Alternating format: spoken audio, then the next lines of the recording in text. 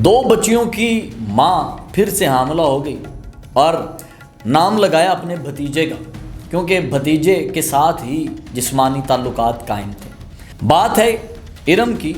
इरम 30 साल और दो बच्चियों की माँ है। वाकया क्या है, पूरा वाकया सुनिएगा।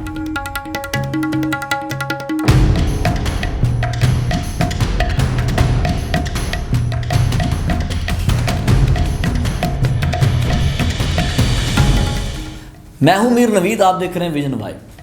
साहिवाल के एक नवाही गांव में इरम नाम की एक खातून ने अपने शौहर को अपने आशना के साथ मिलकर कत्ल कर दिया। इरम 30 साल की है। इरम की पहली एक शादी हुई है जिससे एक बेटा था। वो नशा करता था, मारता पीटता था। इरम के भी ज़ाहिर है चाल चलन ठीक नहीं था, जिसकी वजह से इरम को तलाक हो जाती है। इरम एक और बंदे के साथ बात करना शुरू हो जाती है जिसका नाम है इफ्तिखार। इफ्तिखार के साथ इरम जो है शादी करती है और ये लव मैरिज होती है। इरम का ना फेस के ऊपर वो एक ऐसी बीमारी है कि जिससे फेस पूरा एक साइड से रेड हो जाता है।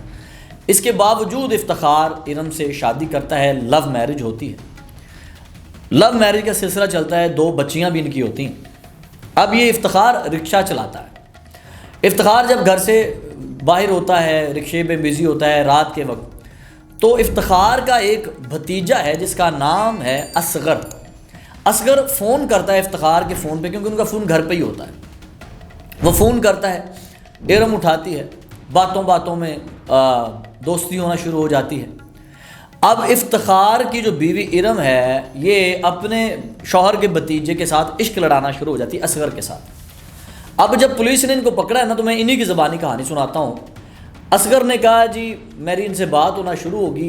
तो इरम कहती है एक दिन इसने मुझे कोई वीडियो सेंड करने की बात की। वीडियो किसकी थी? असगर की अपनी। असगर किसी लड़की के साथ हम बिस्तरी करके, तो वो शर्ट पहन रहा था और लड़की उसे शर्ट पहना रही थी। तो असगर कहता है देखो लड़की मुझे शर्ट पहना रही है, तो मैं वीडियो सेंड करूँ?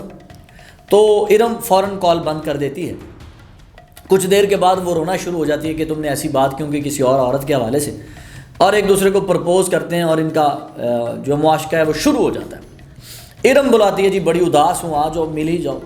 फिर इरम असगर को ये भी कहती है तुम सोए होते थे, मैं घंटों तुम्हें खड़ी होकर देखती थी, मेरा तुम पे दिल आ गया। तो ये कहीं ना कहीं जिस्मानी ताल्लुक़ भी इनका है। ये मानते नहीं कि नहीं हमारा नहीं था, लेकिन इनका जिस्मानी ताल्लुक़ था और बातों बातों में कई जगह मान भी गए। अब होता यह है कि असगर रोज़ इनके घर आना शुरू हो जाता है रात के वक्त जब वो नहीं होता। अब ऊपर वाले पोर्शन पे इरम की बहन और उसका शौहर रहता है। और ये आपको बता दूँ कि इफ्तिखार जो है वो घर दमाद बन के रह रहा था इरम की मोहब्बत में, ठीक है। अब एक बदचलन औरत है ये, मुझे समझ नहीं आ रही इस बंदे की कितना लॉयल था, वो जान से भी हाथ धो बैठा। अब इनका मुआशका इस हद तक बढ़ गया कि ये शादी करने के ख्वाब देखने लगे।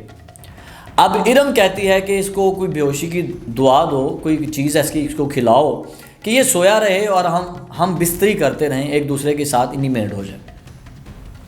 वो मेडिसिन ला के देता है। कहती तुमने जो मेडिसिन ला के दी थी उसका कोई ख़ास असर उस पर नहीं हुआ। फिर जाता है असगर और जाके एक डॉक्टर से कहता है कि मेरे मामू को फालिज है, उन्हें रात को नींद नहीं आती दर्द की वजह से। वहाँ से वो 700-800 रुपये की कोई मेडिसिन लेके आता है, आके खिलाता है। अब यहाँ पे असगर ने बताया कत्ल करने के मंसूबे इरम ने बनाए। कभी कहती थी इसे रास्ते में गोली मार दो, मैंने कहा मैं नहीं मार सकता। कभी कहती इसके रिक्शे का एक्सीडेंट करवा दो, मैंने कहा नहीं हो सकता। कभी कहती मैं नशे वाली चीज़ खिला के इसको घर से भेजूंगी, रास्ते में नशे की वजह से इसका एक्सीडेंट हो जाएगा। ये सिस्टम चल रहा था।